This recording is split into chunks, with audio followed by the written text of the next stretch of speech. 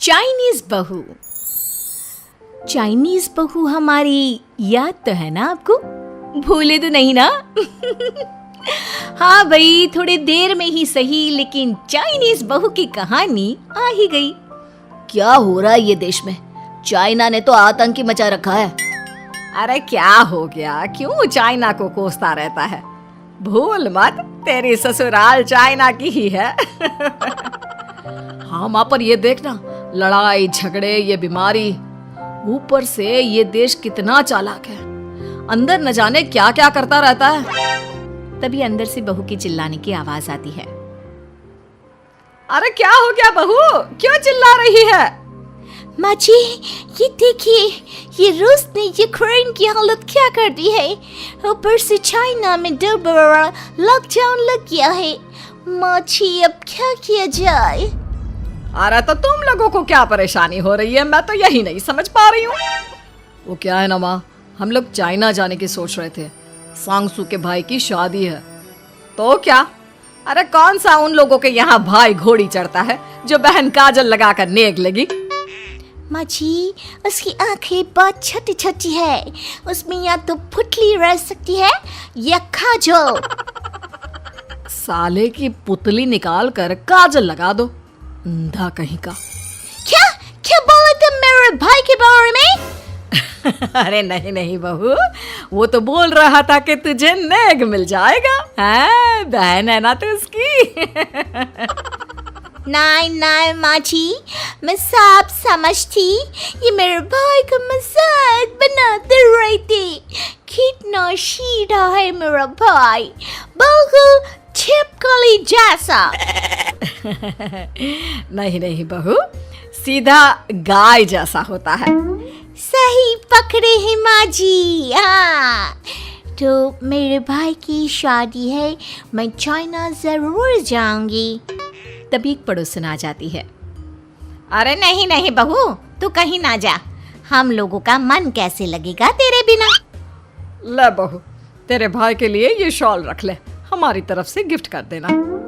अरे सब कितने अच्छे हैं, मेरी चाइनीज बहू को कितने प्यार से तुम लोगों ने एक्सेप्ट कर लिया। सच में बड़ी भाग्यशाली हूँ मैं। कैसी बात कर रही है? ये तो हम लोगों के देश की खूबसूरती है कि हर किसी को दिल से अपना लेते हैं, बस वो भी दिल से हमें अपना समझे। कैसी बात कर रही है आंटी जी? मेरे लिए आप सब सासू माँ जैसी ही हैं। मुझे भारत बहुत अच्छा लगता है, ये सबसे अच्छा देश है। मेरा भारत महान।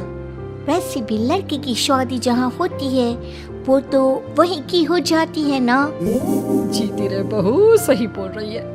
औरत तो होती ही पानी की तरह है, जो जहाँ जैसे रखे वैसी ही शेप ले लेती है। आंटी जी, ये थोड़ा सा ज्यादा हो गया, समझ नहीं आया। नो प्रॉब्लम, मैं चाय बना कर लाती हूँ। फिर क्या, वो दिन भी आ जाता है जब बेटे बहू को चाइना जाना पड़ता है। वहाँ जाकर बहू का भाई कहता है, मेरे बहन आ गए, मेरे बहन आ गए। मैंने सबको बोला कि सब हिंदी में बात करेंगे, नहीं तो बहन नाराज हो जाएगी। थैंक्स बॉय, हिंदी मेरी भाषा है। आप मुझे उसमें बात करना अच्छा लगता है। आपने जीजा जी से मिलो। ओ बहन, तुम अंदर चलो। सभी बहू को अंदर लेकर चले जाते हैं, लेकिन सांगसू का पति, वो तो बेचारा चाइना के ससुराल के आंगन में अकेला खड़ा रहता है। काफी देर तक जब कोई उसे नहीं पूछता तो वो माँ को घर पर फोन करता है। हाँ बेटा, पहुँच गए ना कुशल मंगल? हाँ माँ, लेकिन सांगसू पता नहीं कहाँ है, वो तो अंदर गई है, तब से बाहर आई ही नहीं। अरे कैसी बात कर रहा है? तो तू अंदर चला जा, तू बाहर क्यों है? अरे दामाद है तू वहाँ का, उन लोगों ने तुझे बिठाया, चाय पानी कुछ नहीं पूछा? नहीं ना माँ। तभी सामने से सांगसू आती है। क्यों आप अभी तक तैयार नहीं हुए? और ये बैग लेकर क्यों कमरे से बाहर आए? इसे वहीं रख देते। कमरा? कौन सा कमरा? अरे कैसी बात कर रही हो? जब से तुम अंदर गई हो मैं बाहर ही तो खड़ा हूँ। बहू को बहुत हैरानी होती है और गुस्सा भी आता है। तभी उसका भाई और माँ आ जाते हैं। और सांगसू, अंदर खाना लग गया है। पहले ये बताओ कि मेरे पति को किसी ने खाना या पानी क्यों नहीं पूछा? वो भारत से ससुराल पहली बार आया है, वो भी मेरे कहने पर। उनकी इज्जत क्यों नहीं की? देख बेटी, तूने जबरदस्ती जिद में शादी की थी तो हम लोगों ने कर दी, लेकिन अब तुम ये सोचो, पूरी चाइना में मैं इस इंडियन को अपना दामाद बताऊं? So sorry. हाँ संगसू, और तुम भी चुप रहना, नहीं तो वो लोग मेरी शादी तोड़ देंगे। ओह, ऐसी बात है। कोई बात नहीं, मैं बाहर होटल में रह लेता हूँ, तुम वही करो जो ये लोग चाहते हैं। कैसी बात कर रहे हो? शादी के बाद पति जैसा भी हो, जो भी हो, पति होता है।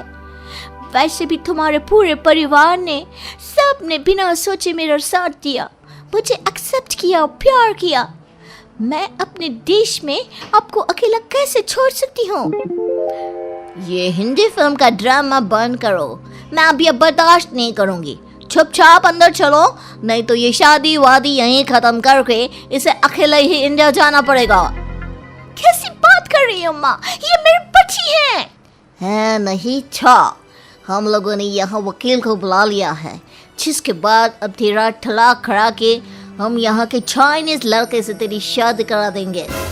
अरे कैसी बात कर रहे हो? हम तो यहाँ तुम्हारी शादी के लिए आए थे।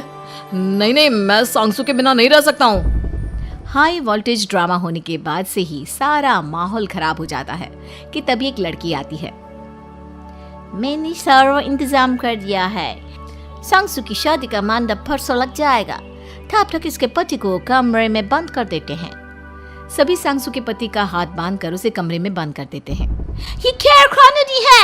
आप लोग मेरे पति के साथ ऐसा नहीं कर सकते हैं।